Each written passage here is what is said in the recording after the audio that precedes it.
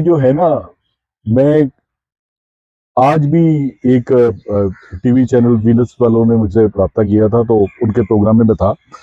तो वहां पे मैंने एक बात की, मैंने कहा जी ममनून हुसैन साहब के दौर में वो बहरीन के बादशाह सलामत आए थे, तो वो बादशाह सलामत का जो डेलीगेशन था उसमें चीफ जस्टिस भी था, उसमें आर्मी चीफ भी था, उसमें उनके वज़रा भी थे। तो सबके नाम का जो आखिरी लफ्ज था ना वो तकरीबन एक ही चला आ रहा था, एक ही फैमिली थी, मतलब वो डायनेस्टी ना, वो डायनेस्टी है, वहां पे तो चल सकता है, जमहूरियत में ऐसे नहीं हो सकता। मगर मियाँ साहब की मेरे ख्याल में शुरू से ये ख्वाहिश रही है कि यहाँ पे चीफ जस्टिस भी शरीफ फैमिली का हो, आर्मी चीफ भी उनका हो।